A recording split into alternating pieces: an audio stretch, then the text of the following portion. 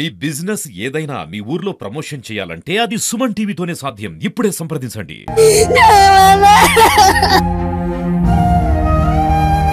దర్శనం చేసుకున్నాక మా నాన్న నాకు ఫోన్ చేసి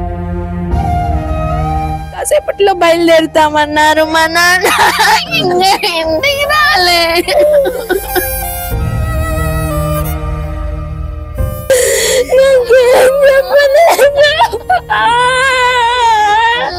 హాయ్, హలో, నమస్తే, welcome to Suman TV. Mahabubabad జిల్లా కేంద్రంలో ప్రస్తుతానికి మనం బాబునాయక్ తండాలో ఉన్నాం. మనం ఇక్కడ వినాయక్ తండాలో ఇక్కడ ఉన్నటువంటి ఒక మేస్త్రి కుటుంబం, అంటే మహబూబాబాద్ సంబంధించినటువంటి ఒక మేస్త్రులు అంతా కలిసి సరదాగా విహారయాత్రకి వెళ్ళి శ్రీశైలం దర్శించుకొని వస్తున్న నేపథ్యంలో నకరికేల్ దగ్గర సూర్యాపేట నకరికేల్ మధ్య మొత్తం వాళ్ళకి ఘోర యాక్సిడెంట్ అయింది. వాళ్ళకి సంబంధించినటువంటి వెహికల్ అయితే ఆటోని ఢీకొని బొల్తపడడంతో ఒకసారిగా స్పాట్లోనే సంబంధించినటువంటి మేస్త్రి మంగిలాల్ అనే ఒక వ్యక్తి మాత్రం అక్కడే చనిపోయడం తెలుస్తుంది.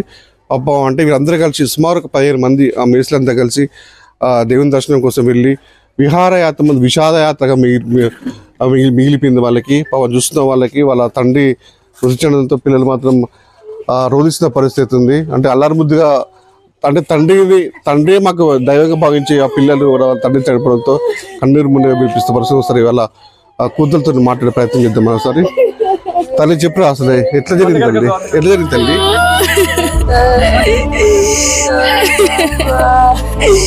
యూనియన్ ఆఫీస్ తరపున మా నాన్న వాళ్ళందరూ కలిసి విహారయాత్రకి వెళ్ళారు.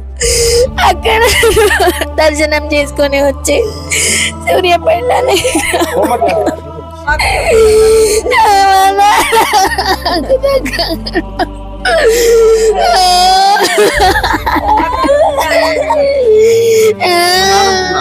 మాట్లాడినారా? దర్శనం చేసుకున్నాక మా నాన్న నాకు ఫోన్ చేసి ఫొటోస్ కూడా పంపారు.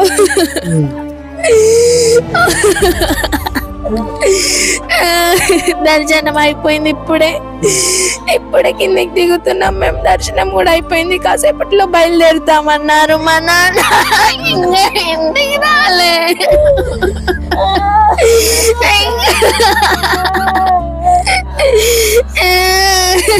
ఎంతమంది వెళ్ళారు తల్లి? 12 మంది దాకా వెళ్ళారు. లాస్ట్ చివరి మాటలు అవేనా? ఇక మనం చెప్తాలి అమ్మా. నాతో మా డాడీ మాట్లాడలేదు.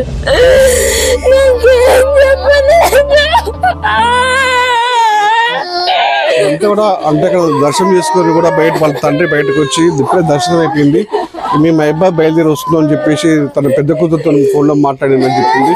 అవి గుర్తు తెచ్చుకుని కూడా కన్నీరు ముందుగా పిలిపిస్తున్న పరిస్థితి. అందరి మధ్య కన్నీరు పర్యంతం అవుతున్న పరిస్థితి. కొంత పాప అందరూ కూడా పిలుస్తున్న పరిస్థితి ఉంది.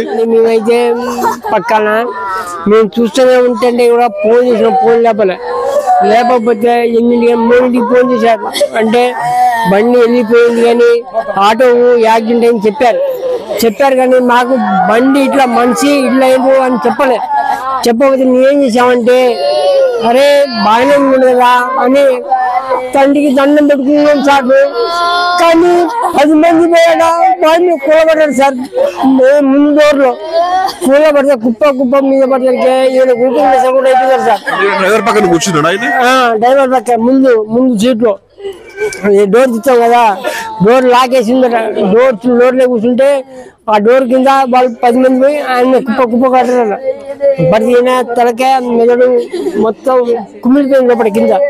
డ్రైవర్ నిర్లక్ష్యం ఉందంట. డ్రైవర్ వెళ్ళిపోయాడు. ఆల్రెడీ బండి వదిలేసింటారు ఆయన డ్రైవర్. అయితే డ్రైవర్ అట బండి ఎప్పుడు కారు ఆటో ఢీకి చేయించిండో, ఢీ కొట్టంగానే ఏం చేసిండ్రా డ్రైవరు ఈ ఢీ కొట్టంగానే ఈ డోర్ తీసిండ్రా, బండి క్లాత్ తీసి డ్రైవర్ వెళ్ళిపోయాడట. బయటికి వెళ్ళిపోయాడు కానీ బండి తోసేసాడు. బండి లోయర్కి వెళ్ళిపోయాడు కిందికి. లోయర్కి వెళ్ళిపోయినాక డ్రైవర్ లేకపోతే ఏమైందట, మేము పోయి అడిగితే ఏమైంది మాకు డ్రైవర్ లేడు ఏం లేడు అని ఓనర్ని పట్టుకొని పోయినట్ట సార్. మైబాద్ బండి అంటది. అయితే ఇక మేము పోయి ఎవరిని అడగలేదు సార్. ఇక మా కుటుంబం ఇట్లున్నది సార్. మేము అయితే మూడింటికి మాకు మా బామ్మడి మావాడి బంగిలాలు అయితే ఆయన సాగు లేడు, వెళ్ళిపోయాడు. మైబాద్ నుంచి ఎంతమంది పోయారట విహారయాత్రకి? 16 మంది పోయారు సార్. 16 మంది ఆడ దర్శనం చేసుకున్నారు, దేవుని కాడ దర్శనం చేసుకున్నారు. ఓ సన్నెల్లకుండా కరీం పక్కన వచ్చి ఆటో ఎదురు ఉందట సార్. ఆ ఆటో ఎదురు ఉంటే దాని కళ్ళు మూత మూసిపోయింది. ఆ డ్రైవర్ ఏం చేస్తుందో తెలియదు. వీళ్ళు కూర్చొని ఉన్నారు. ఏదైనా దాన్ని ఢీక్ చేసి ఏమైనా బోల్తా పడి లోయలా పడిపోయి అది మనం తీసుకుపోయిన వెహికల్ ఆటో గుద్దగా డ్రైవర్ అక్కడ డోర్ తీసుకుని పారిపోయింది సార్. మా మా కోడళ్ళు, మా చెల్ల వీళ్ళు దాన్నే ఇంత యాక్సిడెంట్ అయితే మేము చచ్చిపోలేదు అనుకున్నాం. కాలు ఇరిగిన రేఖ ఇరిగిన ఏదో సాధించుకుందాం సార్. దాంట్లో లైన్లో ఏమంటే పాడమ్మ కుళ్ళు మరి చెరుకు బండికి మరి చెరుకు కట్ట బయట పెట్టి పారదగింది. మా బావ కూడా చచ్చిపోయింది సార్.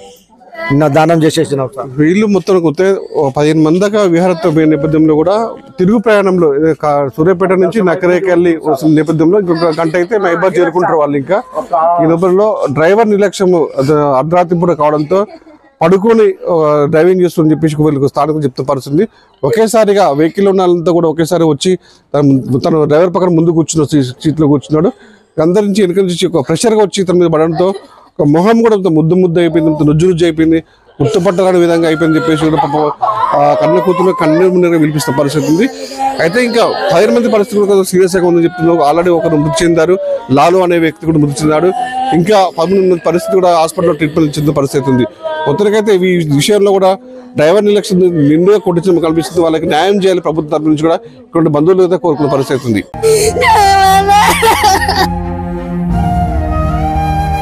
దర్శనం చేసుకున్నాక మా నాన్న నాకు ఫోన్ చేసి